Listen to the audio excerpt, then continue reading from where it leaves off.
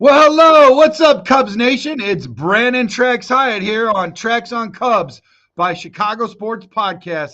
And I am beyond excited today because we've got a special guest, none other than Chicago Cubs baseball legend, Bobby Denier. But before we dive into the latest Cubs news, we're going to chat with Bobby about his insights, memories, and what he thinks about the direction the Cubs are heading.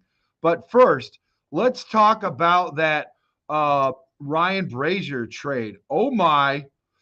Let's get into it, guys. The Cubs have made a move that got everyone talking. They've traded for Ryan Brasier from the Dodgers.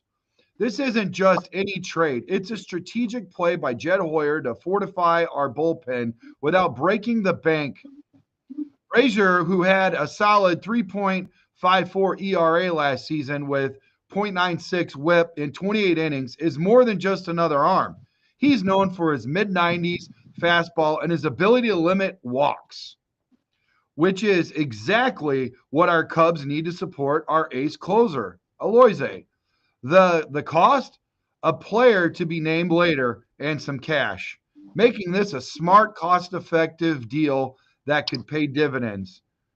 Bobby Denier on the trade. We got to ask him a couple questions. So here we go.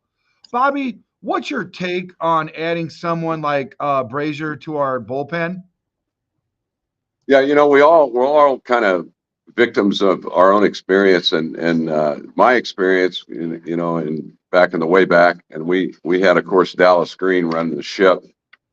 Uh, Thinking about the through these years with Jed and Theo before that, and what they're thinking, I think, Brandon, overall, Dallas certainly did this. He was a pitcher himself, understanding the value of having the veterans in the bullpen.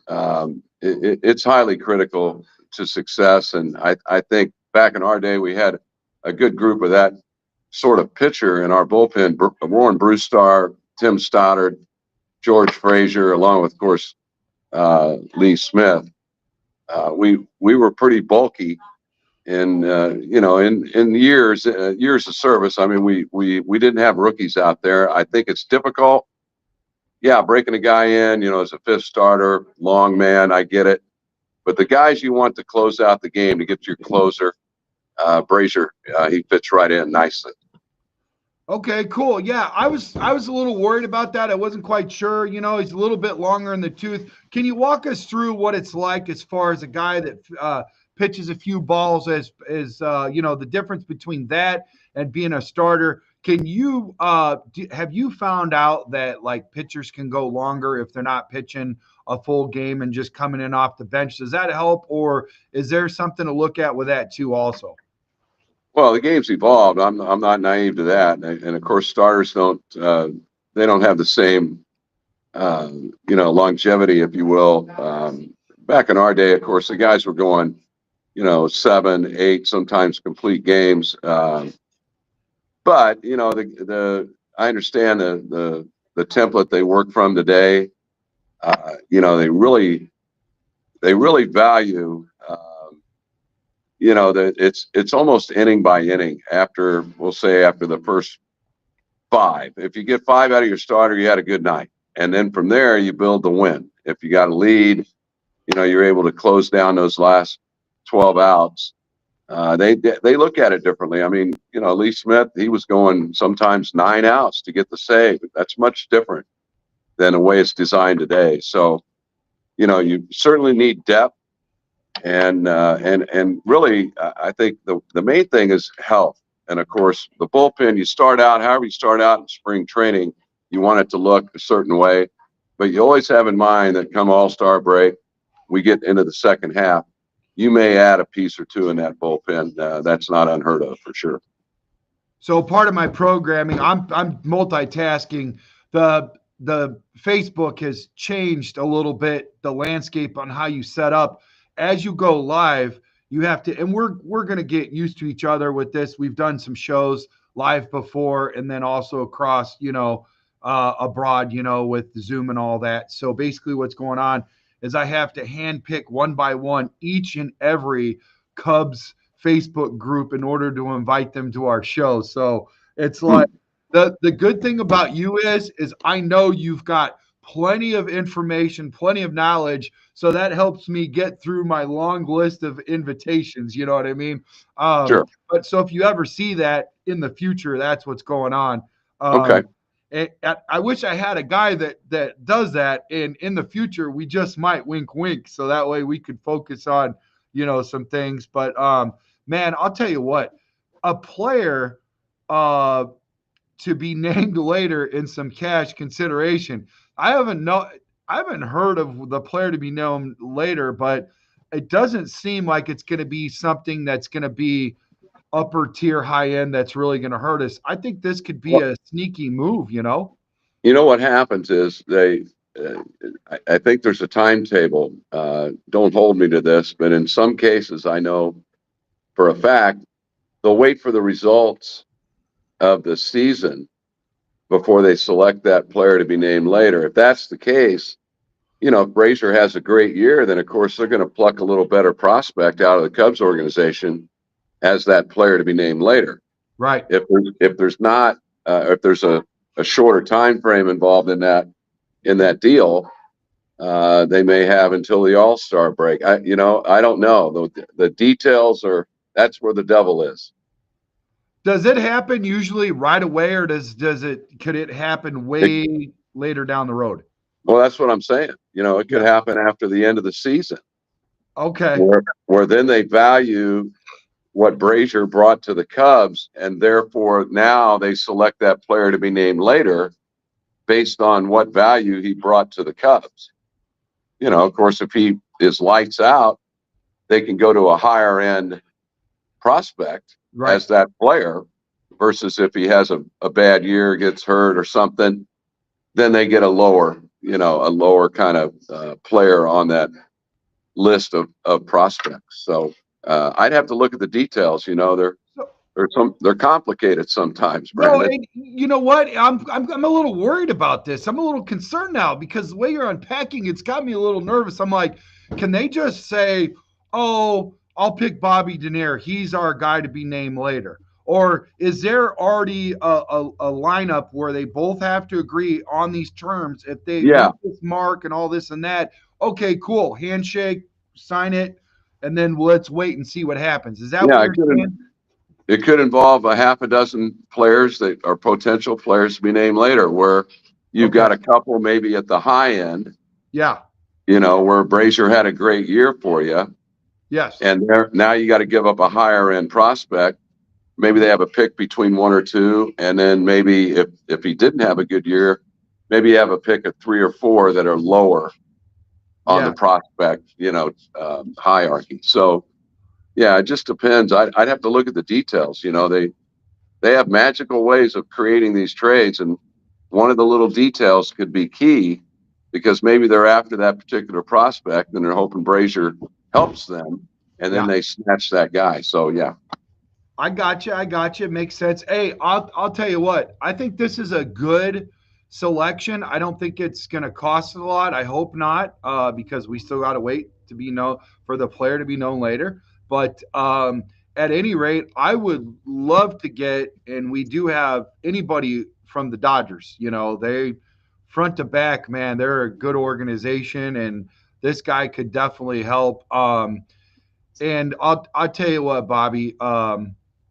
What's your take on adding him to the bullpen? I mean, what do you see with him in his own right? Like, what does he provide that can help our ball club? Well, I think they're looking for a little swing and miss, right? I mean, that's always a premium. Right. Last I checked, he was clocked up there in the mid 90s. I missed a few of those. I can tell you they're missable. So, and he's got more than one pitch.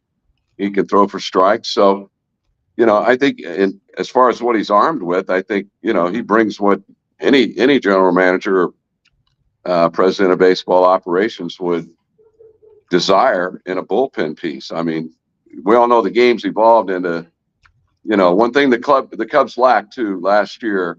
I think everybody's conceded they didn't really have a lot of swing and miss out of the bullpen. So obviously that was a pursuit. I think Brazier's that type of guy. Well, I'll tell you what, I agree with you because a guy like Brazier, his ability to come in and shut down innings with that fastball, like you were talking about, is what you need in those high pressure situations. Um, let's talk about what this means for the current roster and the impact on the bullpen. With Brazier on board, here's who I see is opening on day locks. Okay, um, a steady late inning option. Adbert Eloise, closer with some control issues, but immense potential. Ryan Presley, we got a veteran presence with Another addition. Yeah. high leverage experience. Julian Merriweather, if he's not traded, he's a power arm that we love. Yeah. Mark Leader Jr., the lefty specialist we need, and Luke Little adding some youth and upside. Nate Pearson, he could be a breakout star if he harnesses his stuff. Bobby, with this depth, do you think we're looking at one of the strongest bullpens in recent Cubs history? Well, out of the gate, that looks pretty good, doesn't it? And I Yeah. watched, I like Merriweather. I saw him more than once last year. But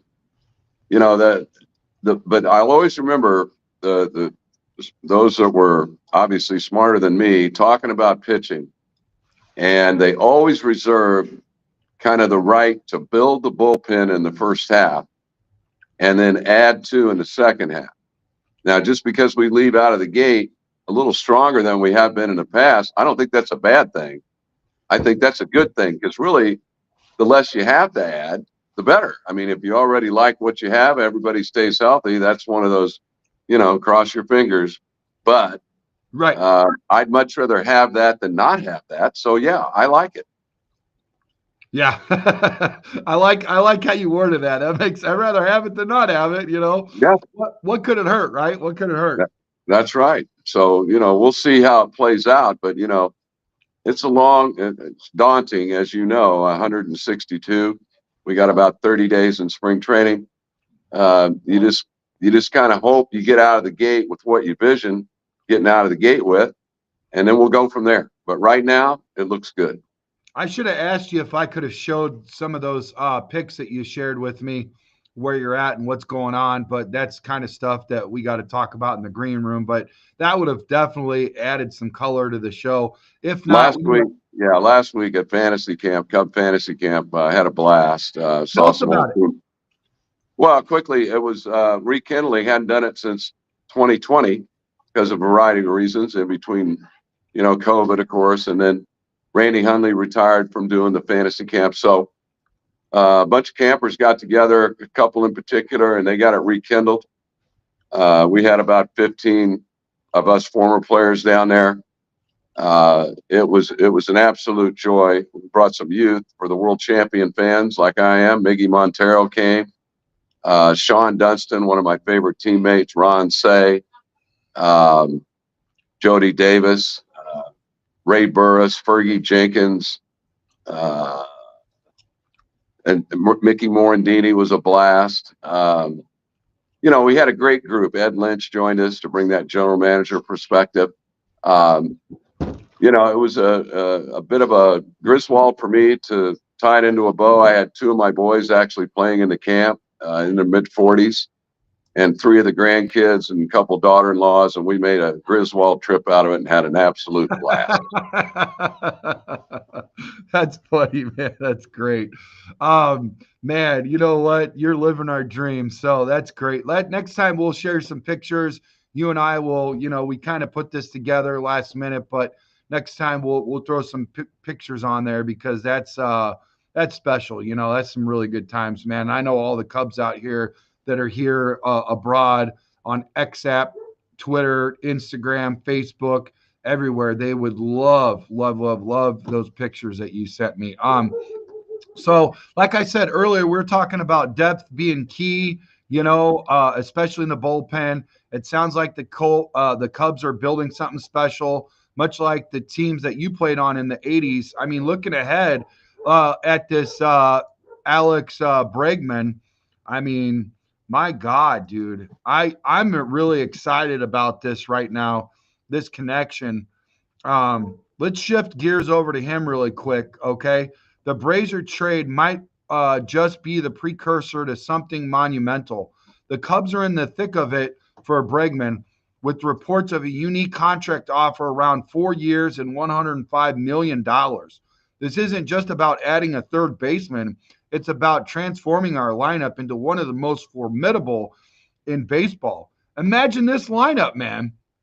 You got Ian Happer leading off with his all-around game. Alex Bregman, the new heartbeat at third, bringing his clutch hitting.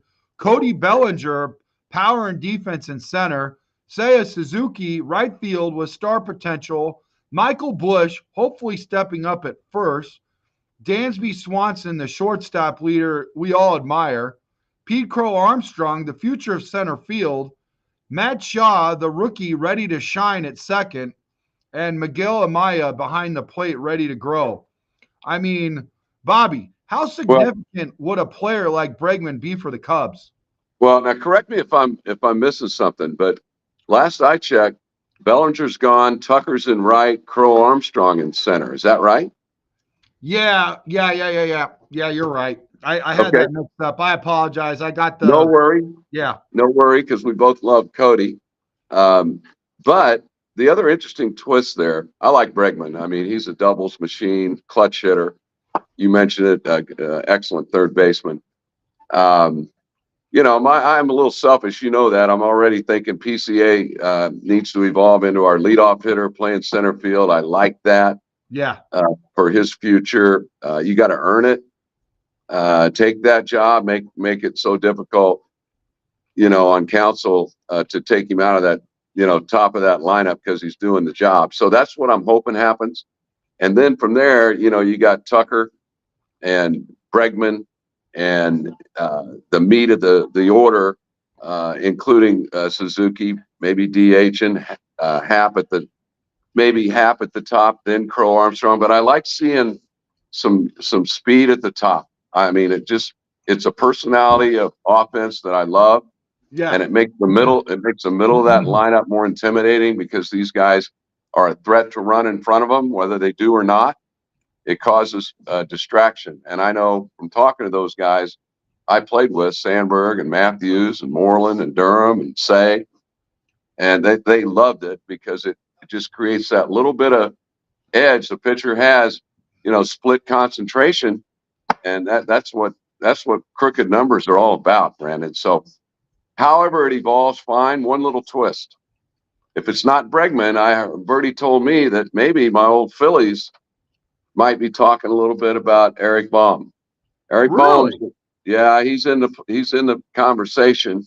I don't know how that may twist. There's 2 or 3 teams involved, but when you got third baseman like Bregman and him out there being talked about, one of those, either one for me would fit really good in that Cub lineup.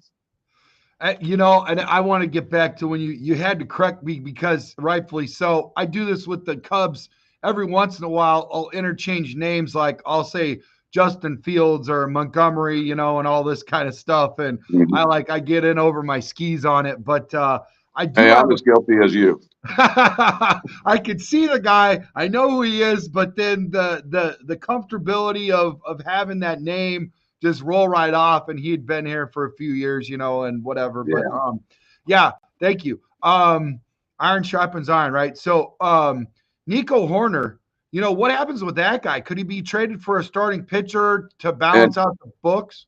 Yeah, and you mentioned Shaw. He's coming. But I like Nico Hoerner. I like Nico and Dansby up the middle. Their personality is, for me, it's winning personality. How they go about playing the game, not just hitting. They play all 3 phases. They run the bases. They play excellent defense. Gold Glove caliber, and they can hit. So I'm not messing with that unless something comes about unforeseen. Anything can happen. We're all tradable, Brandon. Just like we were in middle school when you had a girlfriend in 7th grade, she may have traded you in 8th grade. That happens, okay? Part of baseball. Yeah. So if it does, fine. They've got the kids there.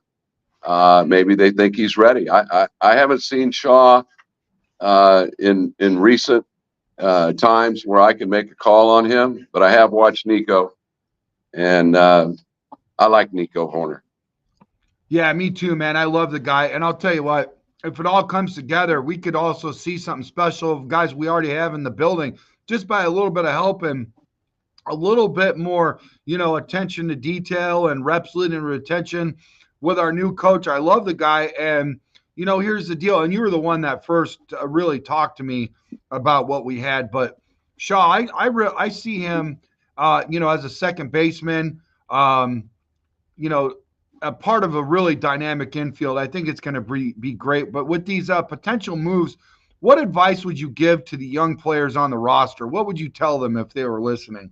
Yeah, well, it's real simple. Ryan Sandberg and I were in the Phillies organization in the late '70s, and it's not unusual, but with good baseball teams awaiting in the major leagues, and you're coming through the minor leagues. I remember Rhino and I looking at each other in AAA, and we looked at the way the Phillies were constructed, coming off winning a world championship in 1980. And there was Manny Trio playing second base, Gold Glover, real consistent player, world champion. Gary Maddox was in center as an 8-time Gold Glover, world champion. And Larry Bowa was still the shortstop, another Gold Glover. So Rhino looked at the middle infield, and I looked at center, and we thought, boy, where do we fit in? And the answer to that question is you can't have their job, but you can create your own. Now, it doesn't always mean with the same organization. Obviously, Rhino was traded to the Cubs. A couple of years later, I was traded to the Cubs. So right, those kind of things, it depends on what the young player has demonstrated to that point, and of course, what the older player that's there, has accumulated, and now contract situation, all kind of factors come into play. So, right now, I think Shaw, kids like, they got to think, I'm going to go create my own job, either by playing so well they can't keep me out of the lineup, they'll find a place for me to play, or they trade me and get value. So right now, we just have to watch the movie and see how it unfolds. Yeah, I'm really excited about it. I kind of get in over my skis though. I mean, I just recently watched a show where they projected us to have. I said us. I'm not supposed to do that. I did that in the press box too a couple times when I was for the Bears, and I I jump can up. say it. I can say it and get away with it. I know you can. I know you can. But jumping up in the air, and I'm like supposed to just chill and be cooler than the other side of the pillow, and my fandom comes in, and I'm a fan. This is a show created from a fan to fans. You're not going to get this connectivity on the 3-letter networks of ABC, NBC, or the 4-letter networks of ESPN. They all have their own place. There's nothing wrong with them, but this is where that close connection is. This is where you get to have Bobby Denier legend in your own, wherever it is that you metabolize, whether it be on a cell phone, at the house, tablet, iPad, laptop, whatever. This is great, man. I'm so excited. Thank you so much for answering the bell. And I will tell you this, adaptability to me for a youngster, at my level, not baseball, obviously, because I throw worse than a girl. My daughter actually threw better than me as a as a softball pitcher, but adaptability is everything, and being, some of the best ability is availability. So you got to be there. Two things you can control in life, is attitude and attendance. And every player on that roster needs to be ready to step up, like you mentioned, whether it's being in a new position or taking on a bigger role. I mean, you really have to take a look at it like as an opportunity instead of like, oh, I want to be here. Why am I being put here instead of there? And I mean, let's take it down to a lower level. Little Jimmy's out there, and he's playing in the sand and he's not really paying attention. And, he's maybe 6, 7 years old, whatever. And not that I know anyone out in the audience that their kid's name is Jimmy. I hope that I didn't just nail the one, but my point is that we all do it. I was, listen, I fell to it, and I did it with my daughter, and one time with my son. Not in a big way, but I just caught myself, kind of like, going off into this. Well, how come my kid isn't this or that? You really take a step and look back and like, hey, let the coach coach. And there's a reason why they're rewarded, whether they're in the lineup or not, and they drop down to 9 or move their way up to number 1 like you. But like I said, always have that positive attitude no matter where you're at, because it takes a full team to make the field, right, Bobby? It does. And, again, the best reference I have is that with the 84 team in Chicago that everybody remembers fondly, we had a collective agreement that you could take any one of us out of that lineup. Didn't matter which one. Wow. And you never hear about the 84 Chicago Cubs because we had that kind of continuity and just a personality on offense that fed off having people on base and guys hitting 3-run homers and most importantly, playing the entire game intelligently. And one thing I've noticed with the Cubs, we played great defense back in that day. We truly had a home field advantage. Wrigley is so tough to play, especially if you're coming in on the road. And one thing the Cubs have this year with this team looks like to me a bunch of really smart players, guys that concentrate well, take advantage of the other team's mistakes. They look like that type of personality to me. I see a lot of really smart baseball players play the game right. Well, and you talk about being smart, and what is that? Does that help you out in the physicality of baseball also? Like, do you have to be, would you rather have a more of a sharp player than a real physically gifted player? Well, obviously there's talent, you can't, it's unmistakable. Physical talent, you can run, you can throw, you have strength, in the middle of your lineup, you got power.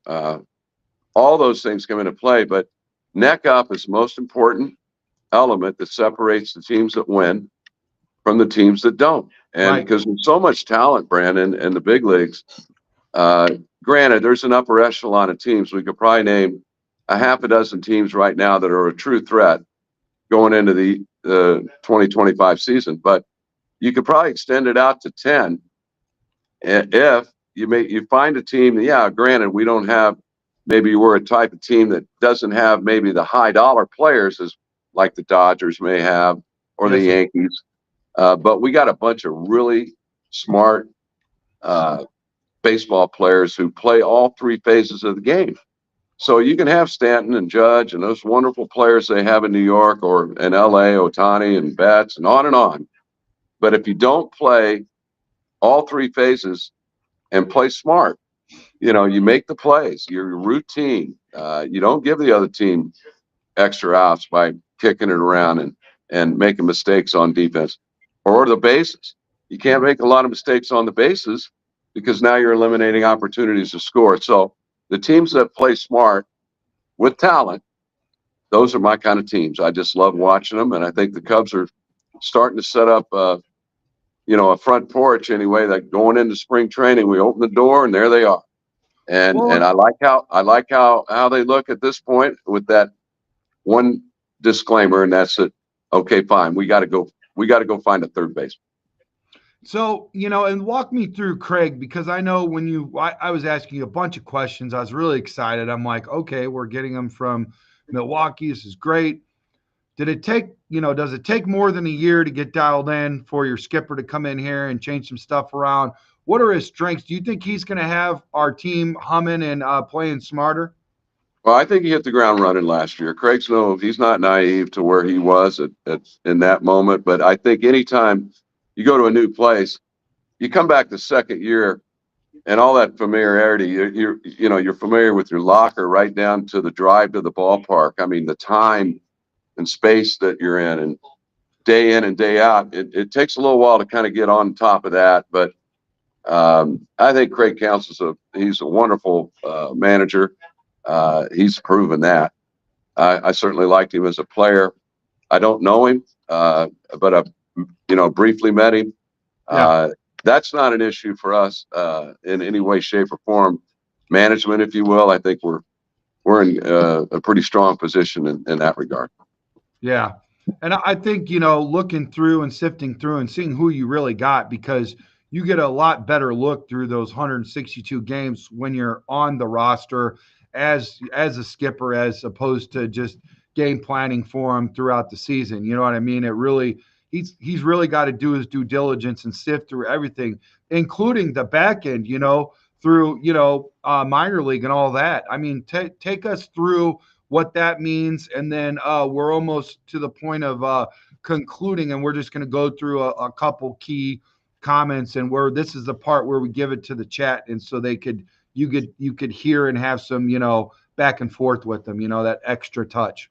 Okay. Well, as far as the minor league system, there's a like a handful of guys, that are critical in that proverbial meeting room, and getting that communicated to the big league staff. And having been, coached, and I roved in the minor leagues and took care of the outfield, base running, that kind of thing. Yeah. And coached first base, of course, in the big leagues. But the only way, there's only one way to evaluate players in my mind, and that's go watch them play.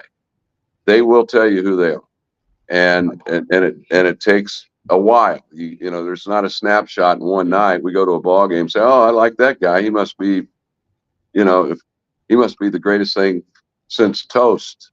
But you see him for 140 games, you may not have the same opinion. So you have to be patient, but at the same time, at some point you got to make a call, and you had to stick your neck out a little bit as an evaluator. And when they're in that room, 4 or 5 guys or more, and everybody's given their input, decisions are made on the young guys, and all of that. Certainly the manager in the big leagues is critical in that communication line, but he's not going to have the opportunity to watch him play throughout the season. He has to count on the people around him. And so, again, I think the Cubs have proven they're in a good position management wise. Their staff, their minor league system, all of that's in order. Yeah. I haven't seen otherwise. I'm not there every day, of course, but from what I've kind of witnessed and seen from a distance, the minor league system, I think for any organization that wants to be good, it does truly start there. You've got to build an organization that has strength in the minor leagues, because that the season it's rude, and when people go down, you got to be able to go get somebody from AAA, maybe AA, and the Cubs know that. The Cubs have been very good, I think, about being prepared, to go into the championship season in the big league perspective. That, hey, I know I've got some stack behind me here, that I can pluck out of there when I need help. My uncle Jack Hiatt with the Giants, when he was a part of that and built the infrastructure, what you're talking about right now, he said a lot of times you would look at the AAA, and actually he hid a lot of his talent in the AA. And so when they were looking at trading off a catcher, they would have another one that was equally good, if not better. And it was just amazing what you're talking about right now, and seeing that. And I think it's headed in the right direction, and I think we can cultivate that. And I really like what you're saying. I mean, it almost sounds like 90 wins is definitely feasible if we have the right infrastructure and we have all the right pieces. Council sounds like that dude, and I'm excited about it, man. I really am. Yeah, and I'll throw in one final note on that. I mean, obviously and one of the things that's been mentioned, that the starting pitchers right now, the way it's stacked up, there could be a tweak or two there happen. I think we probably still need to go get one more starter. If we lose a starter in a trade, obviously maybe we'll need one or maybe 2 more. Yeah. to figure out what the rotation looks like. But all of that. Everybody needs pitching, Brandon. You can say you need pitching, but you're going to have a line of teams behind you that need the same thing. So, yeah, and you know what?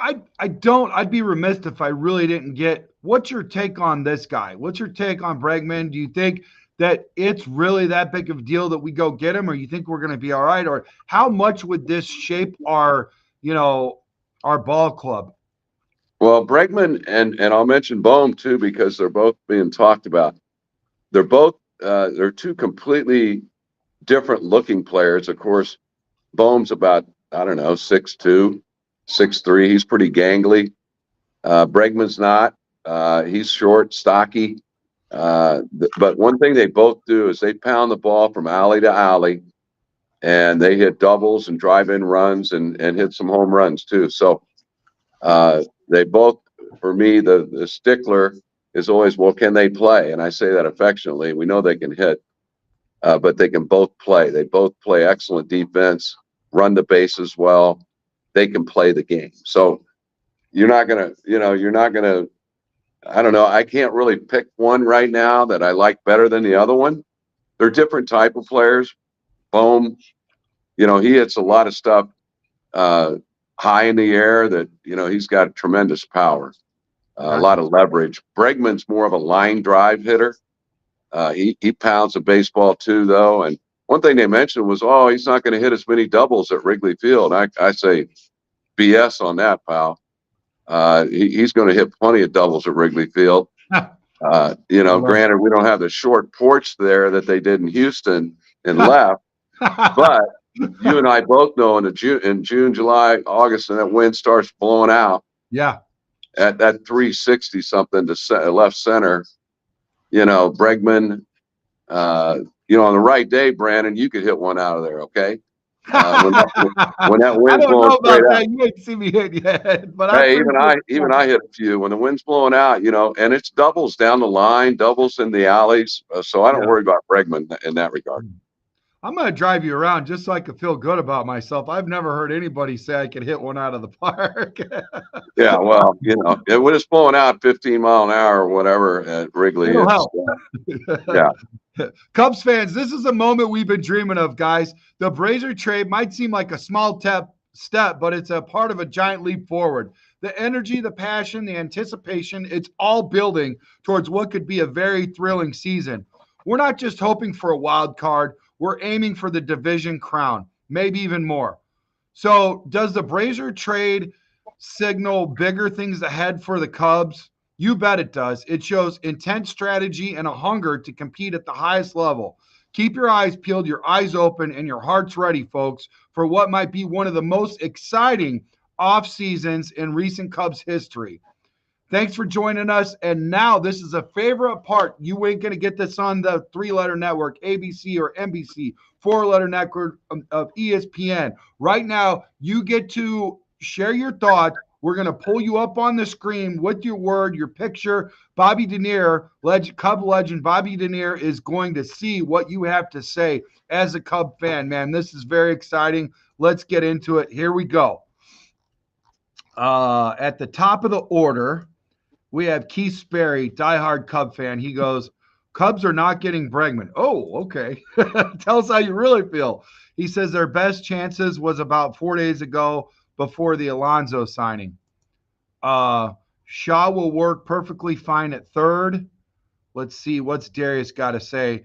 Cubs will be interesting this season. He's hopeful. He's very excited. I think he expects a lot from them. A lot of us do, honestly. Breaking news, Bruce says, what's up? Go Cubs, go. Cheryl Childers says, hey, Tracks and Bobby. Cheryl says, what does Bobby will do this year? I think she meant what does she think Bobby? What does Bobby think the Cubs will do this year?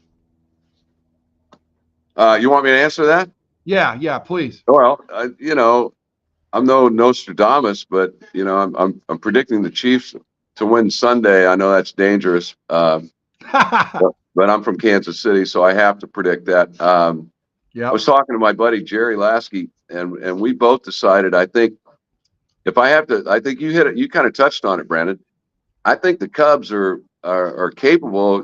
Granted, we got to have a third baseman. Okay, we're not sure if Shaw, Bregman, is it Bohm? I don't know, but if that gets in there and we like it, a little pitching help, then I don't see any reason they can't get in the 90s. And what that division will end up looking like. Looks like Milwaukee's maybe down a little, maybe not. The Cardinals kind of disappeared last year.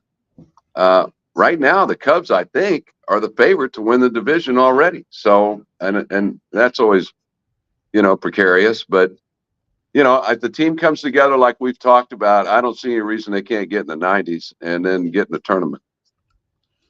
Yeah, me too. And that's going to be a whole lot of fun because you know what? We need it. It's been rough, and I agree with you. It's only going to get better.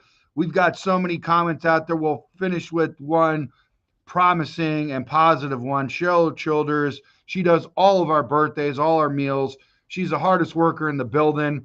I know people half her age. She will work them like nobody's business. She's a go-getter. She reminds me of you at leadoff, Bobby. So listen, everybody, thank you for joining me on Tracks on Cubs by Chicago Sports Podcast. And a huge thank you to you, Bobby Denier, for sharing your insights with us today. Don't forget to like, subscribe, and leave your thoughts in the comments below for a chance to enter to win a Bobby Denier jersey. Once we reach that 3,000 subscriber mark, we are going to be giving one away. So make sure you hit that like and subscribe button, and make sure you turn the noti bell on for everything. Share this video with all of your Cubs fans, all your friends across all platforms. Go out there, open the door, tell your neighbors, check us out, man. We've got a lot of good stuff coming. We're going to have signed baseballs. You name it, we've got it. It's going to be a great year. It's going to be exciting. Bobby's going to be,